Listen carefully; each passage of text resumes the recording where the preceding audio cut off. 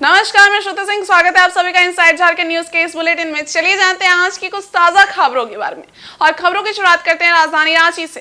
रांची से वाराणसी तक चलने वाली वंदे भारत एक्सप्रेस ट्रेन का शुभारंभ मंगलवार को प्रधानमंत्री नरेंद्र मोदी वीडियो कॉन्फ्रेंसिंग के जरिए करेंगे। रांची स्टेशन से इस ट्रेन को सुबह 8 बजे राज्यपाल सीपी राधाकृष्णन व सांसद संजय सेठ हरी झंडी दिखाएंगे। रांची रेल मंडल से चलने वाली ये तीसरी वंदे भारत ट्रेन है। ये जानकारी रविवार को प्रेस वार्ता में रांची रेल मंडल के डीआरएम जसमीत सिंह बिंद्रा ने दी।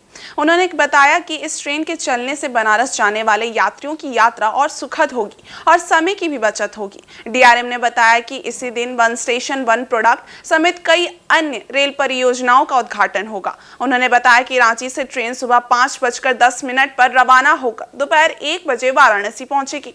वाराणसी से शाम 4:05 पर खुलकर रात 11:55 पर रांची रेलवे स्टेशन पर पहुंचेगी। 8 कोच वाली इस वंदे भारत एक्सप्रेस ट्रेन में 530 सीट है। वंदे भारत ट्रेन रांची से वाराणसी तक का सफर 7 घंटे 50 मिनट में तय करेगी। ये सप्ताह में 6 दिन चलेगी।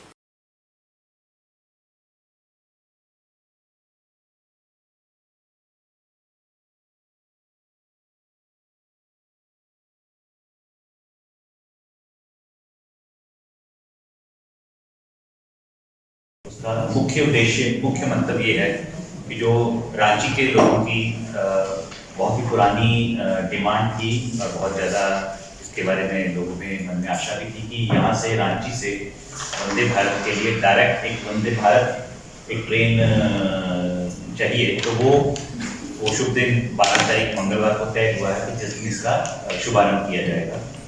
तो 12 मार्च यानी मंगलवार को सुबह 8 बजे माननीय प्रधानमंत्री जी द्वारा पूरे देश भर में रेलवे के बहुत सारे प्रोजेक्ट्स और बहुत सारे परियोजनाओं का उद्घाटन किया जाएगा। कुछ का शिलान्यास, कुछ का समर्पण, कुछ का उद्घाटन। तो इसी क्रम में रांची मंडल के लिए जो सबसे बड़ी मुख्यतः 4 प्रोग्राम है रांची मंडल में। सबसे पहला तो जो अभी श्री सिंह साहब ने बताया कि रांची से बनारस की वंदे भारत का शुभारंभ होगा।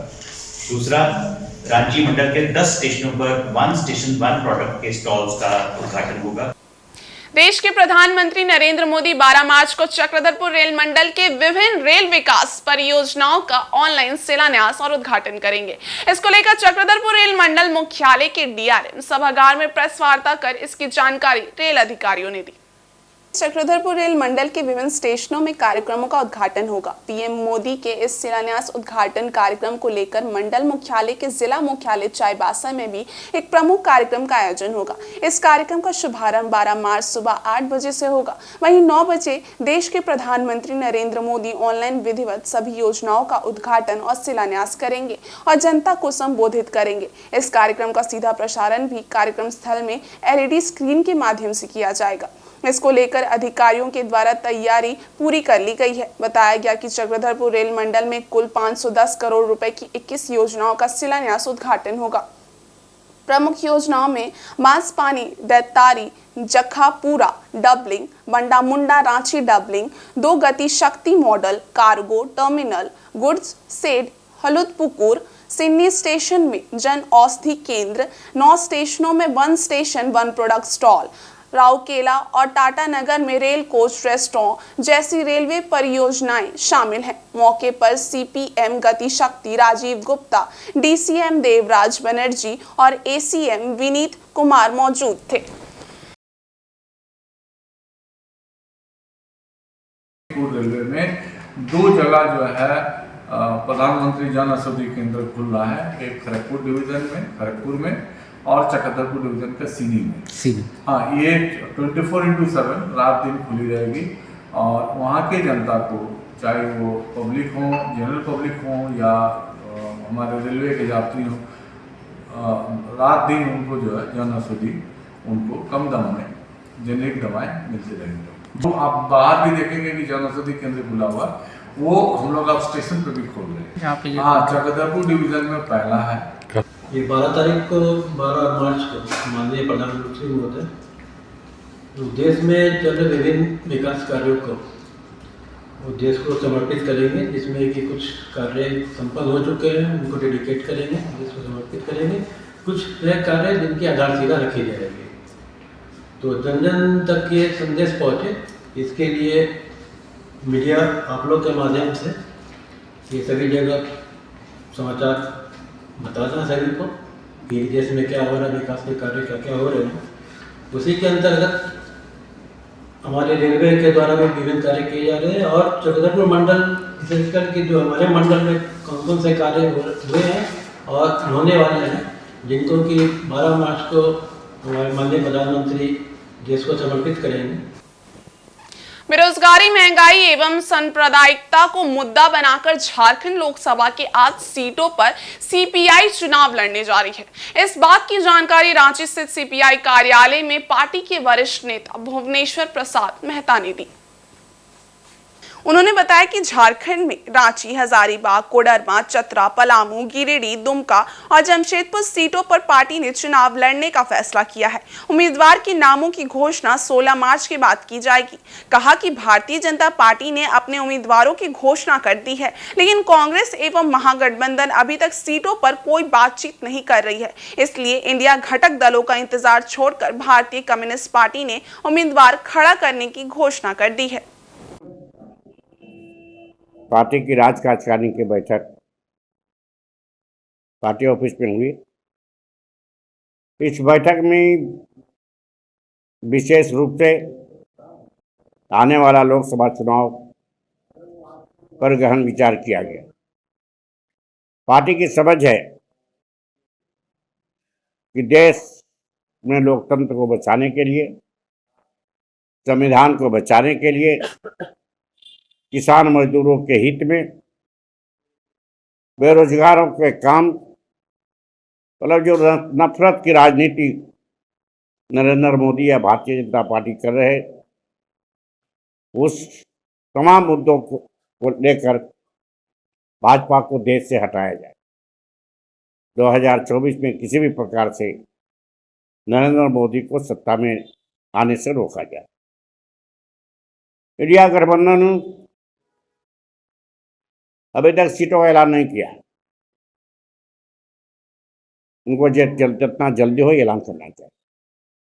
झारखंड की पार्टी ने, जहां जो इंडिया गठबंधन खास करके कांग्रेस,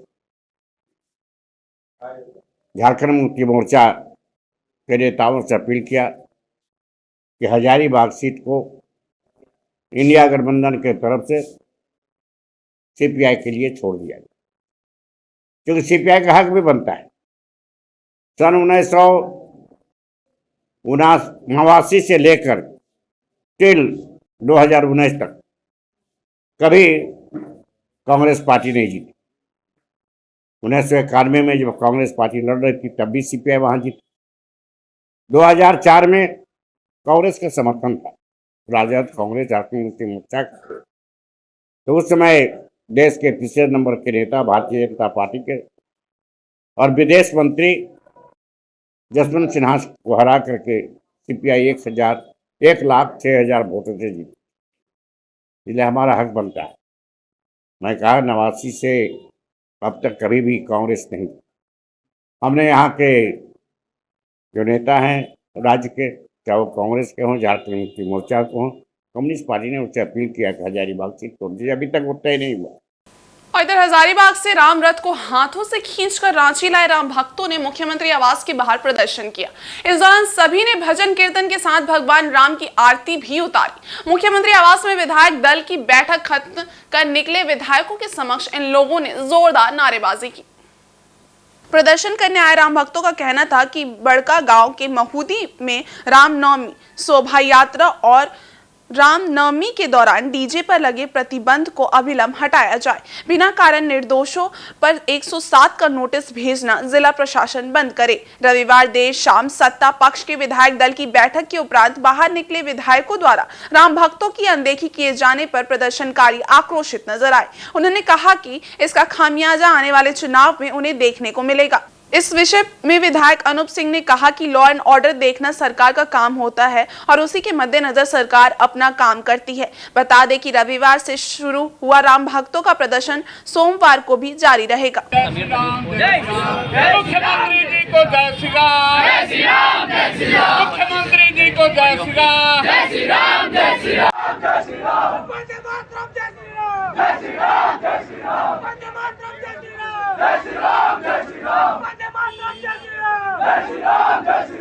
हम लोग हजारीबाग 125 किलोमीटर से पद यात्रा करके आए हुए हैं 6 मांगों को लेकर के। सबसे पहली मेरी मांग है कि हजारीबाग का जो रामनवमी है वो इंटरनेशनल है, इसलिए उसको राजकीय त्यौहार का दर्जा दिया जाए।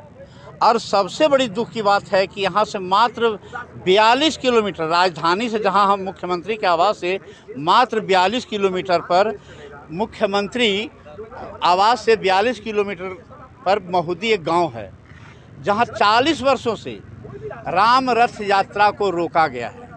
और रोका ही नहीं गया है, वहां बैरिकेडिंग इतना मजबूत कर दिया जाता है, इतने फोर्स को दे दिया जाता है जितना पाकिस्तान के बॉर्डर पर नहीं है, बांग्लादेश के बॉर्डर पर नहीं है।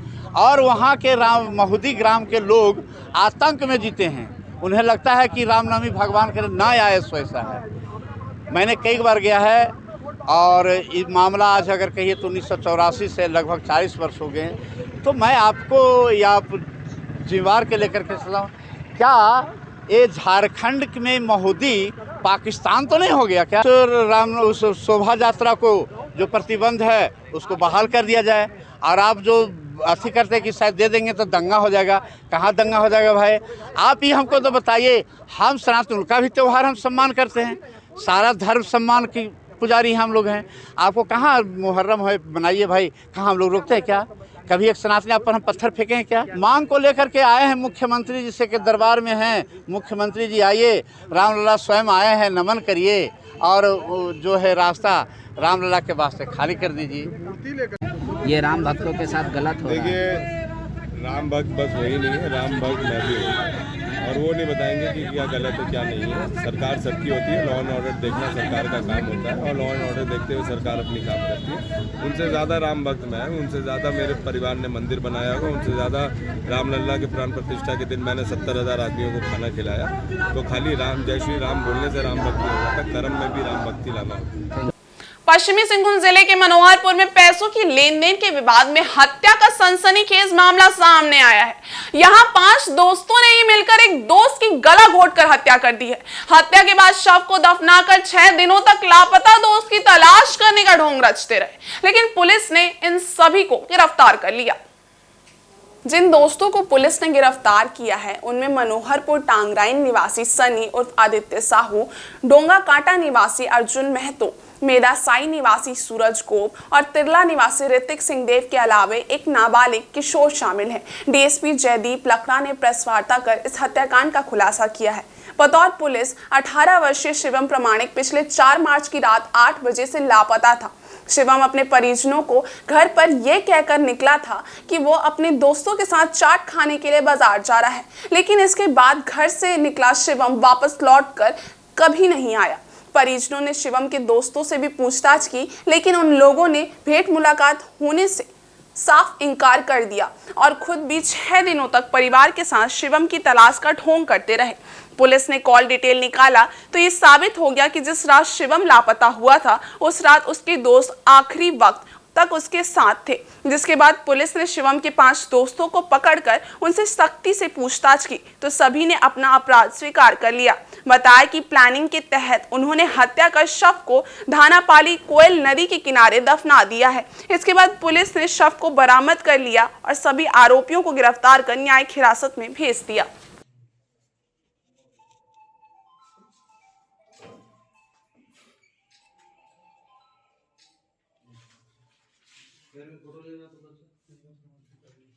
हत्या का मुख्य कारण है कि इसमें जो जितने लोग संलिप्त थे, जिसमें कि 4 जो ये था मेजर थे और 1 जुवेनाइल थे, ये सभी आपस में दोस्त थे, परंतु जो ये विक्टिम थे उसके साथ इनकी आपसी रंजिश थी और यही इनका मुख्य कारण था। जैसे ही हम लोग को इनका जो आवेदन प्राप्त हुआ था इनके पिता के द्वारा, वो दिनांक 6 को हम लोग को प्राप्त हुआ था, जिस संदर्भ में सनहा दर्ज किया गया था। सनहा दर्ज करने के बाद में इसमें जांच पदाधिकारी द्वारा इसमें जांच किया गया। जांच के क्रम में ये पाया गया कि ये परिवार में अपने किसी दोस्त के यहाँ नहीं थे, इस क्रम में फिर सीडीआर का विश्लेषण किया गया। विश्लेषण में कई चीजें सामने आई जो इनके दोस्तों की ओर मुख्य इशारा की एविडेंस प्राप्त हुआ कि वो घटना के समय, घटना की तिथि को उस समय वहाँ मौजूद थे, जिस क्रम में फिर गिरफ्तारी हुई और उसके बाद इनके द्वारा आपसी रंजिश विवाद का कारण था और इनके द्वारा उनको हत्या करके इनको धनपाली नदी के पास में इनके शव को मार करके गाड़ दिया गया था।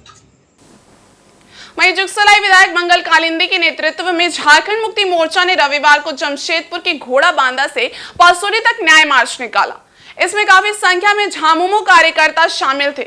सभी हेमंत सोरेन जिंदाबाद व केंद्र सरकार मुर्दाबाद, जेल का ताला टूटेगा, हेमंत सोरेन छूटेगा का नारा लगाते हुए चल रहे थे। ये यात्रा घोड़ा बांधा के विभिन्न क्षेत्रों से होते हुए पसौड़ी बाजार के त्रिवेणी चौक में पहुंचकर सभा में परिवर्तित हो गई।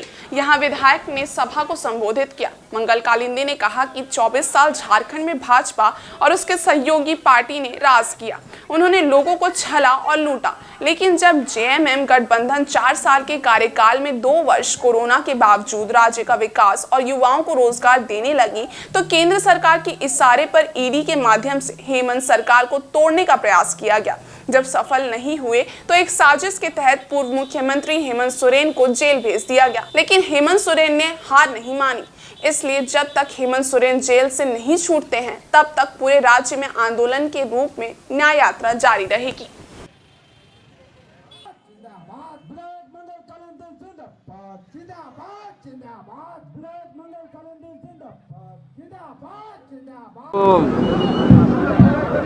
राज्य के पूर्व मुख्यमंत्री,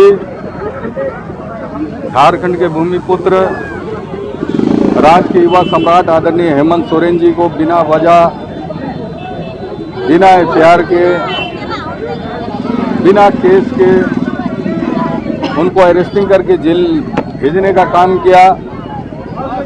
इसको लेकर पूरे झारखंड में न्याय यात्रा निकाला जा रहा है और आज जुगसलाई विधानसभा क्षेत्र में हम लोग घोड़ा बांधा से 1500 मोटरसाइकिल के साथ में हम लोग घोड़ा बांधा से गोविंदपुर से तिलका माझी चौक में हम लोग तिलका बाबा को माला पहनाकर वहां से हम लोग गदड़ा, राहरगोड़ा, बावनगोड़ा होते हुए सोपोडेरा भगवान बिरसा मुंडा जी को माला चढ़ाकर और वहां से हम लोग सीधा सरजमदा, परसुडी होते हुए हालत बनी सिद्धू कानू चौक पहुंचे और निश्चित रूप से पूरे झारखंड में लोग आक्रोशित हैं और पूरे झारखंड के लोग इसका विरोध कर रहे हैं कि जो एक सरल व्यक्ति और एक आदिवासी मुख्यमंत्री जो इस राज्य का विकास कर रहे थे, लोगों के घर तक विकास का रोशनी पहुंचाने का काम कर रहे थे, हर घर में पेंशन पहुंचाने का काम कर रहे थे, जो शिक्षा के मामले में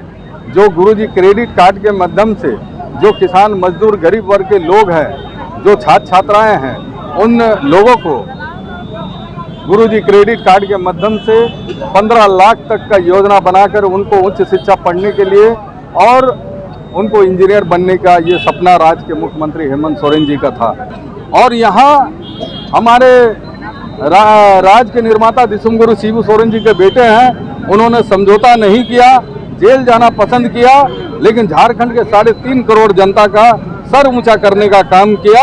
और हम लोग जब तक हेमंत सोरेन जी जेल से रिहा नहीं होंगे तब तक पूरे झारखंड के लोग आंदोलन करेंगे।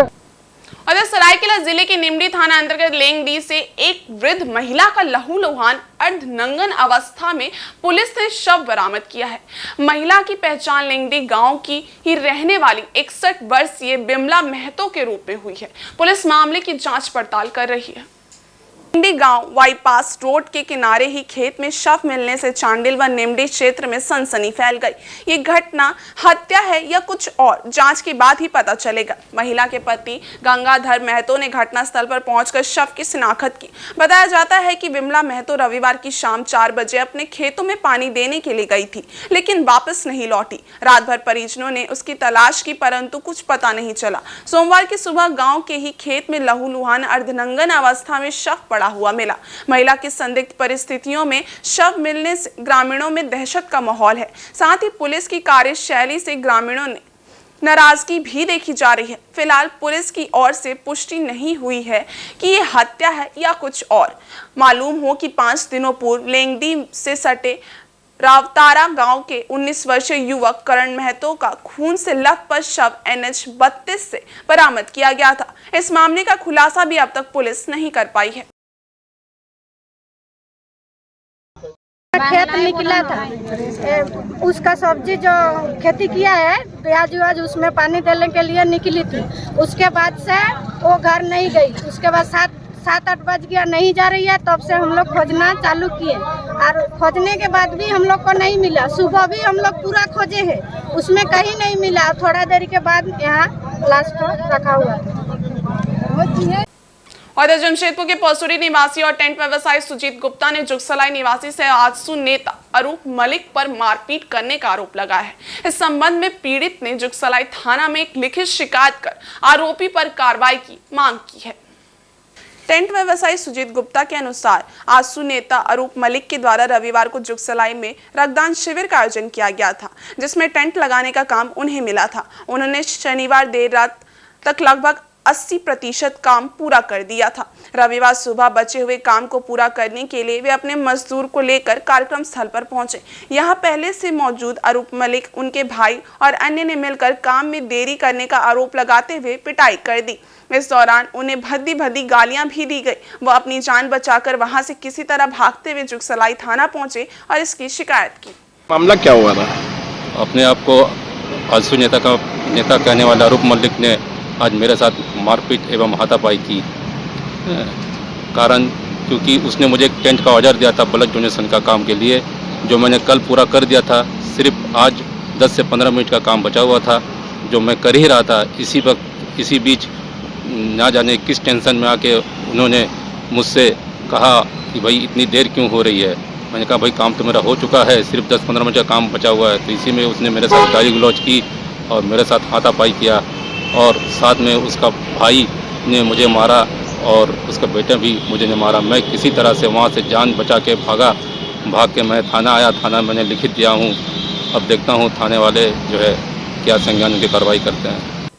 जमशेदपुर के मनीफिट जागृति क्लब एवं कोशिश एक मुस्कान लाने की संस्था द्वारा मनीफिट DVC फुटबॉल ग्राउंड में होली मिलन समारोह का आयोजन किया गया। समारोह का उद्घाटन जमशेदपुर के सांसद विद्युत महतो ने किया।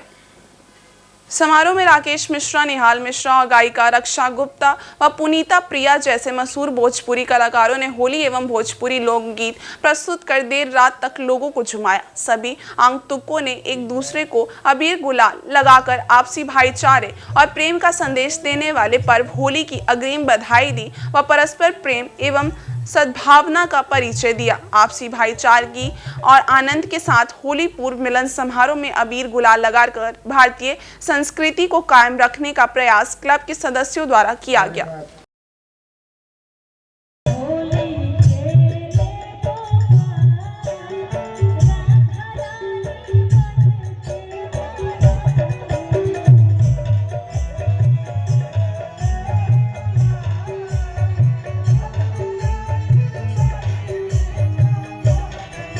जवान है और वही छात्र वाला जोश और उन्माद है। होली मिलन समारोह में भाई लालचंद जी और आज के डेट में झारखंड में समाज सेवा के नाम पर जिसको राष्ट्रपति और प्रभात खबर ने सम्मानित किया हो, वैसे सम्मानित हमारे मित्र भाई शिवशंकर जी, योगेश मल्होत्रा जी, इन साथियों ने बसंत ऋतु के अपना एक मिजाज होता है। आदमी तो आदमी है, पेड़ पौधों में भी नए पत्ते आता है। पुरानी पत्ते जितनी कमजोर होती हैं वो सब झड़ गया होता है। नए जोश, नए उमंग के साथ एक सृष्टि और प्रकृति में नया वातावरण तैयार होता है। उस वातावरण में हम होली का त्योहार मनाते हैं ताकि हम अन्याय पर न्याय के विजय का जश्न मना सके।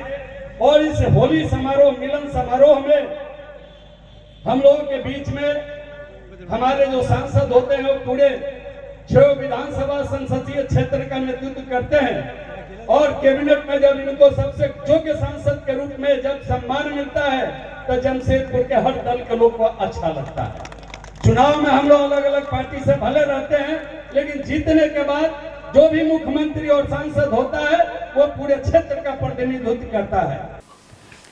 इधर सरायकेला जिले के सिंधु कोपा एवं सामराम गांव के बीच खरकई नदी पर बने पुल का खरसावा विधायक दशरथ गागराई ने लोकार्पण किया। 13 करोड़ की लागत से इस पुल का निर्माण हुआ है। इसके बन जाने से लोगों का आवागमन सुगम हो जाएगा।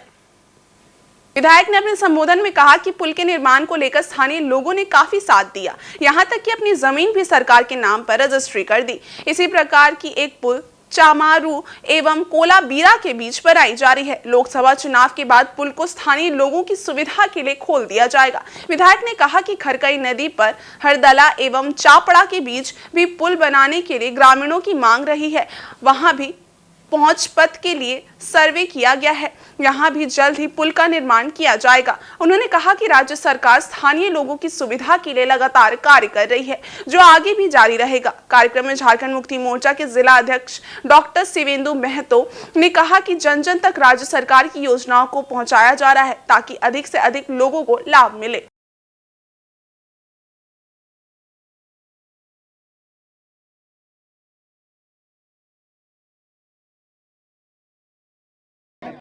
गमारिया प्रखंड के सिंधु कोपा और समराम के बीच उच्च स्तरीय नया पुल यहाँ का निर्माण हुई, जिसका निर्माण पूर्ण होने पर आज विधिवत इसका उद्घाटन किया गया और जनता को आज इसको हम लोग समर्पित किए। इस पुलिया का बन जाने से खरसवा विधानसभा क्षेत्र के 4 पंचायत आती है और उसके साथ साथ में सरायकेला विधानसभा क्षेत्र के भी 7-8 पंचायत आती है। ऐसे खरसवा क्षेत्र से भी, बड़ा बम्बू क्षेत्र से भी जो लोग जमशेदपुर जाते हैं, आज उन लोग कोलाबीरा कांडरा तरफ से नहीं जा करके इस सीधा सड़क का उपयोग करेगा। और इस बुलेटिन में बस इतना ही। ब्रेक के उस पारे कुछ और खास खबरें, तब तक के लिए देखते रहिए इनसाइड झारखंड न्यूज। धन्यवाद।